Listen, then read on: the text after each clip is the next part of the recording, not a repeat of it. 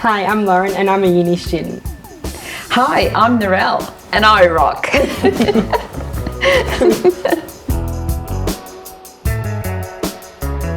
My husband was diagnosed with cancer and we were both runners. I was training for a half marathon and he'd already completed many marathons, and so I helped him through 12 months of treatment, working part-time in my career. I could no longer travel, so I was doing something a bit closer to home. And then he passed the following year. My lowest time was when I lost my husband. That was the lowest. I thought my life was over, and I never thought that I'd ever get over it. And then 6 months after he had passed, my cancer came back a second time. I'd had it in 2008 and we'd made it through there. And then again in 2015 it came back. So that changed things. And that was when I decided to hit the road. I bought a motorhome and I drove completely around Australia on my own, in my own vehicle, and was 7 metre long vehicle, 3 metres high. It was completely self-contained. It was the most amazing experience for me. Wow. I learnt to look after it mechanically. Like it was a brand new vehicle, so it didn't need very much, but I could do everything to look after it myself. Never found myself in any dangerous situations. What was your favourite part about that, your favourite place? Like did you enjoy being alone? Yes. Yes? What did you like about it? I enjoyed it because it gave me time to sort out my filing system in my head and get used to, this is how it's going to be. He's not coming back, so I have to get used to being a single woman, which I am still today. And so it really helped me to, I suppose, put your ducks in a row and work out how I'm going to go about this. So as far as travelling around, there was some days I'd wake up and I'd hop into the big driver's seat at the front of my truck, and I'd be driving along and I'd have a bit of AC/DC playing and and another day I'd be like, really, maybe it was a Celine Dion, and I'd be crying and all this sort of thing. So I'd be crying and laughing and screaming, but all of those emotions came out, and to do it on your own, that was the most that I could have ever done for that time. And my kids were very much for me because they knew I was working really hard to try, and I was drowning, so it was good. So I went to all these most amazing places. I was only thinking the other day, I did heaps of snorkeling up the west coast of WA, up the coast of WA. I did underground mine tours. My daughter said, make sure you do mine tours, because when you get to me, she was in Moranbah, central North Queensland. I'll be taking you underground because I go underground twice a week. And so she said, make sure you do that, so you're going to be okay with it.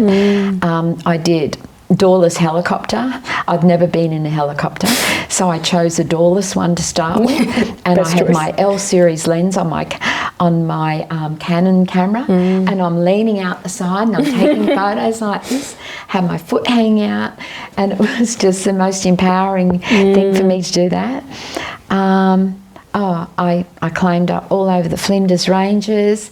I went to the point where the commercial was filmed for Qantas, I Still Call Australia Home. Oh my goodness, yeah. And where all the young people were there in their white clothing, their white shirts, etc.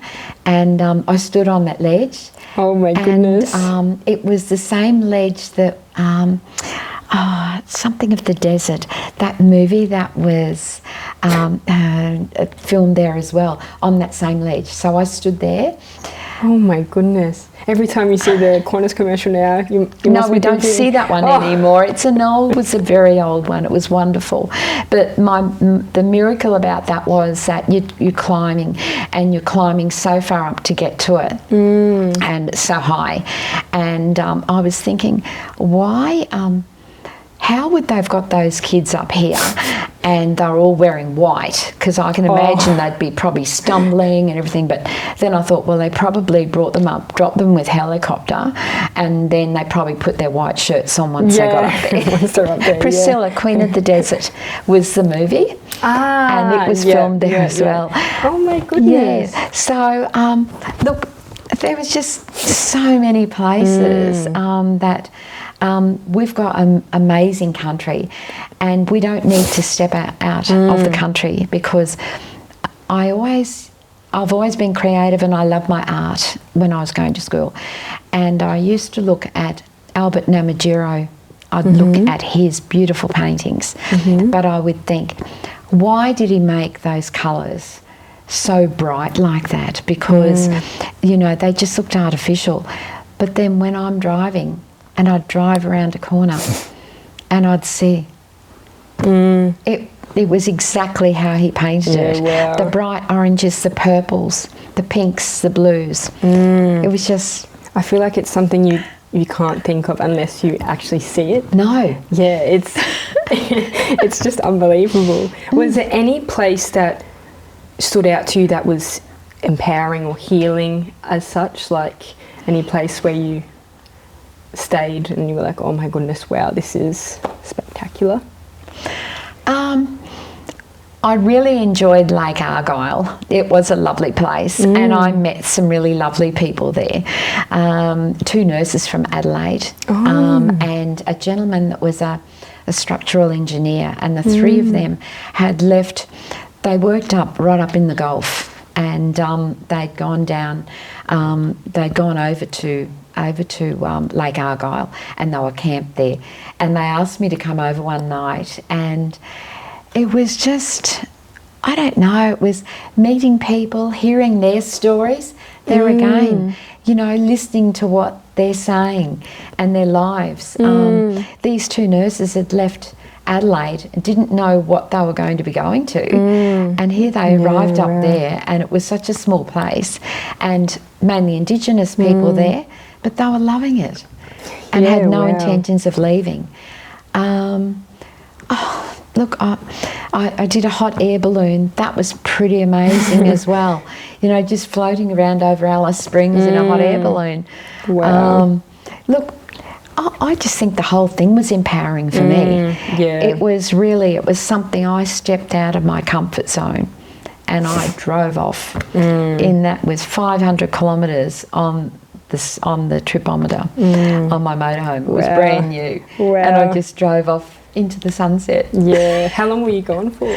That particular time I was away for nearly 5 months. Oh, wow. I went to Tasmania another time, drove down, did quite a bit through New South Wales, Victoria, did all of the lighthouses. I'm fascinated with lighthouses, and with my camera I was you know, photographing, and I was doing a lot of documenting about different lighthouses.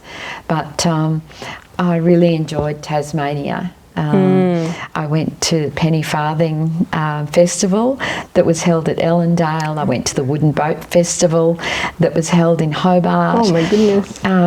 You know, I went to the lavender farm, and I guess I rolled around in the lavender, and that was pretty special. Yeah. And it just did all those things we never got the chance to do, because I think the biggest life lesson that I've learned is that you can focus far too much on going to a goal and you forget about everything else. Yeah. And my husband and I did very little travel, only for my work at the end. And we were always focused to get there, get the job done, and then we'd have to get back because we had pressing deadlines that we had to meet and so forth. He actually gave up the teaching at the end to join me because my business became far too much for me to do on my own. And I think That's the most important thing, is that you can be really focused on a goal. And I know that we're always saying, you know, one day we'll do this, one day we'll do that. And one day sometimes isn't meant to happen. And that's why now, like next week, I leave to go over to do a European cruise. And we had actually talked about we were going to do that one day, but that one day never happened. So I think that we need to, yes, stay focused on where we're trying to go to, but also have other things that you want to do, and make sure you do them. Yes, Yeah, don't leave things, because you never know what's around the corner. I feel like we always put things off, and then before it's too late, you can't do it anymore. The experiences that I had, I thank myself for doing that. I grew as a person. I learnt about being so self-adequate, being able to challenge yourself and actually achieve it. Just don't get too focused that this is where you've got to, this is where you're going. You know, do stop and smell the roses along the way. I think that's the biggest lesson that I could say to any young person, is to do that. Yeah, no, very wise.